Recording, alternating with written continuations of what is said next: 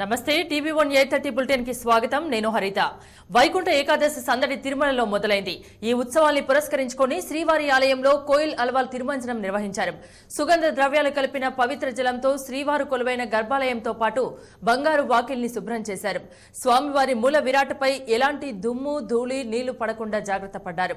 ఉత్సవ మూర్తులతో పాటు స్వామివారి పూజా కార్యక్రమాలను ఉపయోగించే దీపాలు, పంచపాత్రలు, బంగారు తీర్థం చెంబులు, బంగారు సింహాసనం, వెండి గొలుసులను పవిత్ర జలంతో శుభ్రపరిచారు.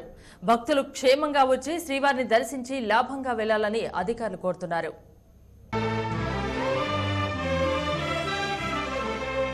గోవిందాశ్రిత గోకుల బృంద పావన జయ జయ పరమానంద.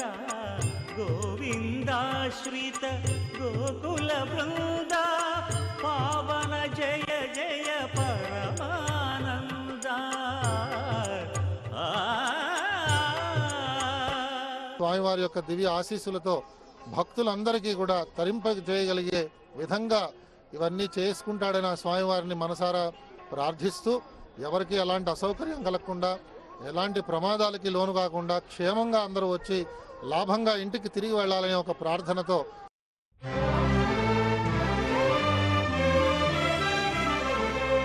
గోవిందాశ్రిత గోకుల బృంద పావన జయ జయ పరమానంద. గోవిందాశ్రిత గోకుల బృంద పావన జయ జయ పరమానంద.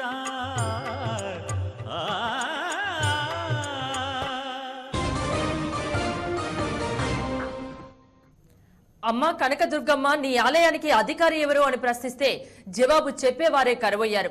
ఆదాయాన్ని చూసుకునే దేవాదాయ శాఖకు ఆలయ పాలన మాత్రం పట్టడం లేదు. పాత ఈవో వెళ్లిపోయారు, కొత్త ఈవో వచ్చారు. అయితేనేం ప్రభుత్వ నిర్వాహకంతో ఆయన జీరోగా మారారు. మరోవైపు ఎంతో ప్రతిష్టాత్మకమైన భవానీ దీక్షల విరమణకు సమయం దగ్గర పడుతోంది. దీంతో ఆందోళన పడుతున్నారు అమ్మవారి భక్తులు.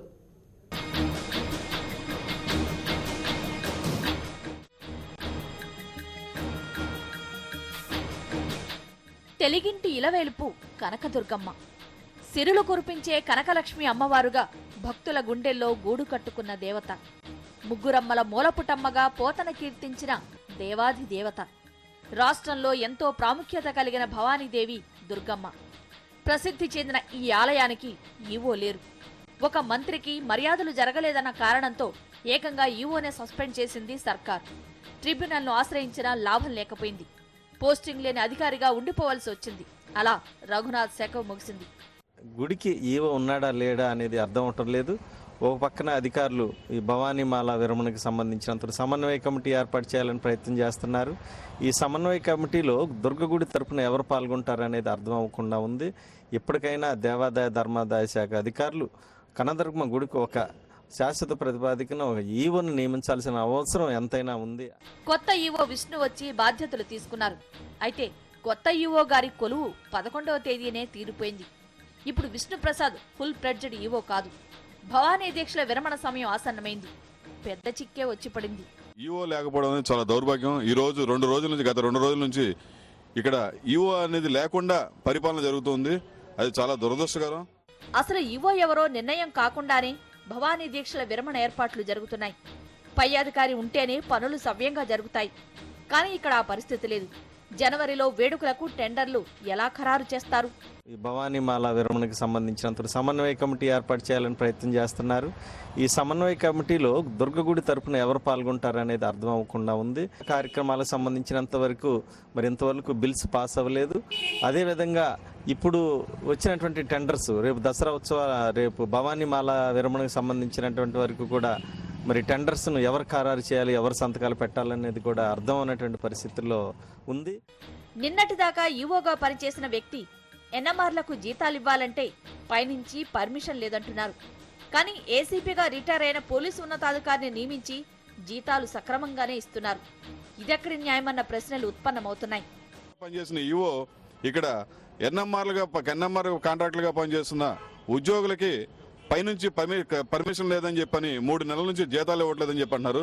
కానీ ఇక్కడ ఒక ఏసీపీ పోలీసు ఉన్నతాధికారిగా రిటైర్ అయిన ఒక ఉద్యోగిని నియమించి అతనికి మాత్రం గవర్నమెంట్ నుంచి పర్మిషన్ లేనప్పుడు కూడా ఈ నెలకు కూడా అతనికి జీతాలు ఇస్తూ మరి నువ్వు ఒకరిని ఒక రీతిలో చూస్తున్న కారణం ఏంటనేది మాత్రం అర్థం కావట్లే. దేవాదాయ శాఖ ఇంతటి గందరగోళంలో ఎందుకుంది? దేవాదాయ మంత్రికి అవగాహన లేకనేనా ఇదంతా? ఒక ఈవోను సాగనంపారు, మరో ఈవోను తీసుకొచ్చారు, ఓకే. కానీ 11వ తేదీతో పదవీ కాలం ముగిస్తే ఈయన్ని త్రిశంకు స్వర్గంలో ఉంచడం ఏమిటి? అమ్మవారికే అర్థం కాదేమో.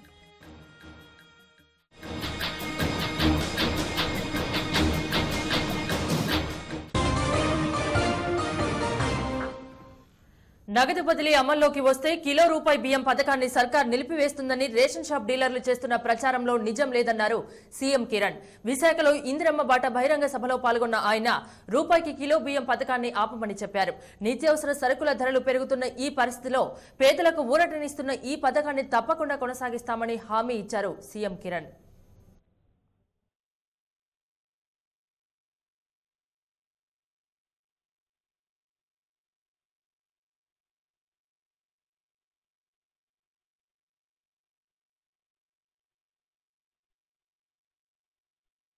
ఈ రేషన్ షాపులకు సంబంధించి వాళ్ళు ఒక అపోహ సృష్టించే ప్రయత్నం చేస్తున్నారు. ఈ రాష్ట్రంలో బియ్యం కానీ కిరసనాయిలు కానీ ఇటువంటివి తీసేస్తామని. కిరసనాయిలు మనం కేంద్రం నుంచి వస్తుంది. ఇప్పటికి మనం బియ్యం ఖచ్చితంగా ఎవరు ఏమి చెప్పినా కూడా మనం కొనసాగించడం జరుగుతుంది. ₹1 కిలో బియ్యం ప్రజలకు ఇచ్చే విధంగా ఆహార భద్రత మన ప్రజలకు మనం కలిగివ్వాలనే ఉద్దేశంతో 7,50,00,000 మందికి మనం బియ్యం ఈ రాష్ట్రంలో ఇవ్వటం జరుగుతూ ఉంది. కేజీ రూపాయికి ఇది పెద్ద ఎత్తున ప్రజలకు వివిధ ఇతర కారణాల వల్ల ఇతర రేట్లు, కూరగాయల రేట్లు పెరిగాయి, వాస్తవమే. మాంసం రేటు పెరిగింది, గుడ్డు రేటు పెరిగింది, గ్యాస్ రేటు పెరిగింది. కనీసం ఇదన్నా మనం ఇవ్వగలిగితే ఒక భద్రత ఉంటుంది వారికి. ఈ ఖర్చు పెట్టేది 18-19 రూపాయలు వారు మార్కెట్లో బియ్యం కొనే బదులు ఈ ₹1 ఇక్కడ ఖర్చు పెట్టి ఇక్కడ మిగిలే డబ్బు వేరే దానిపైన ఖర్చు పెట్టచ్చు అనే ఉద్దేశంతో ఈ కార్యక్రమం చేయటం జరుగుతాం.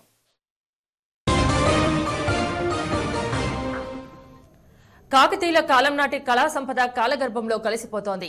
సర్కార్ నిర్లక్ష్యంతో ప్రాచీన వైభవం కనుమరుగవుతోంది. తరతరాల మహోజ్వల చరిత్రకు సాక్షిగా నిలిచిన శిల్పాలు క్రమంగా శిథిలావస్థకు చేరుకుంటున్నాయి.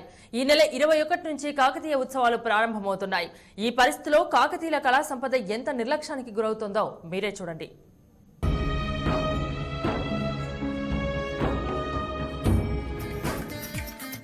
కాకతీయుల కళా సంపద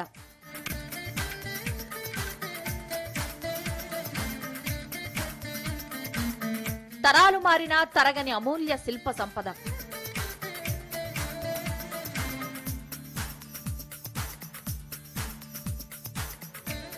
అలాంటి చారిత్రక సంపద ఇప్పుడు చరిత్రలో కలిసిపోతోంది.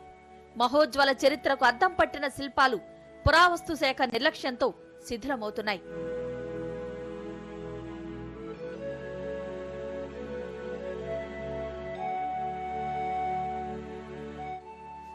కాకతీయులు ధీరత్వానికి వీరత్వానికి ప్రతీకలు. ఓరుగల్లు కేంద్రంగా చేసుకుని కాకతీయ రాజులు సృష్టించిన అమూల్య శిల్ప సంపద ఇప్పుడు శిథిలమవుతోంది. విలువైన కళా సంపద కాలగర్భంలో కలిసిపోతోంది.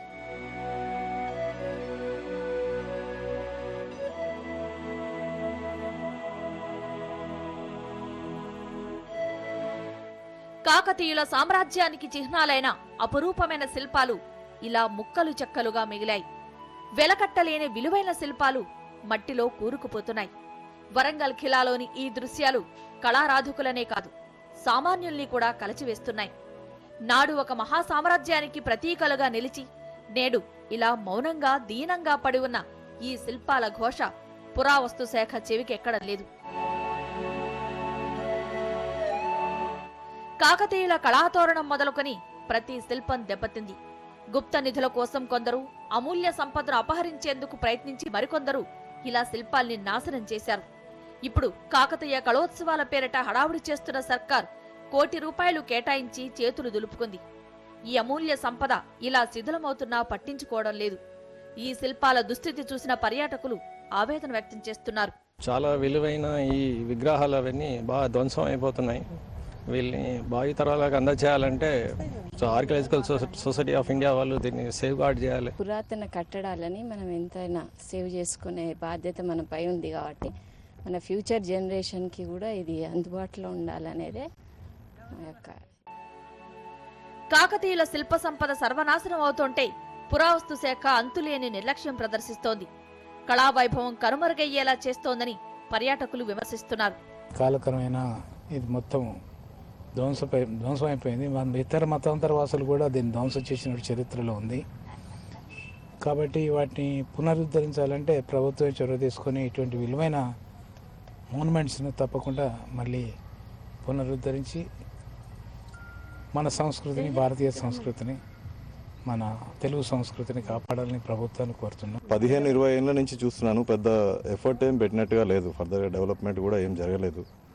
దీన్ని ముందు తరాలకు అందియాలంటే గవర్నమెంట్ దీని మీద ప్రత్యేక శ్రద్ధ వహించి, ఇప్పుడు ఎక్కడి నుంచో ఫారినర్స్ ఎక్కడెక్కడి నుంచో వచ్చి దీన్ని విజిట్ చేసి చూస్తున్నారు. మన దగ్గర దీనికి దాని ఇంపార్టెన్స్ గుర్తించక అలా చాలా ఎఫర్ట్ పెట్టాల్సి ఉంది. కాకతీయులు నిర్మించిన ఖిలా వరంగల్తో పాటు రామప్ప గుడి, 1000 స్తంభాల ఆలయం కూడా పురావస్తు శాఖ నిర్లక్ష్యానికి గురవుతున్నాయి.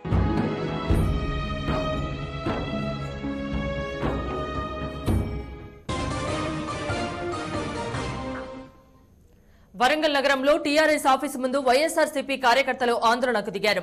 టీఆర్ఎస్ కార్యకర్తలు కొండా సురేఖ దిష్టిబొమ్మను దగ్ధం చేయడంపై ఆగ్రహం వ్యక్తం చేశారు. హన్మకొండలోని టీఆర్ఎస్ ఆఫీసు ముందు కేసీఆర్ దిష్టిబొమ్మను తగలబెట్టడానికి ప్రయత్నించారు. దీంతో ఇరు పార్టీల కార్యకర్తల మధ్య ఘర్షణ చోటు చేసుకుంది. ఈ గొడవలో ఒక కారు ధ్వంసమైంది. పోలీసులు లాఠీచార్జ్ చేసి వైఎస్ఆర్సీపీ కార్యకర్తలను అరెస్ట్ చేశారు.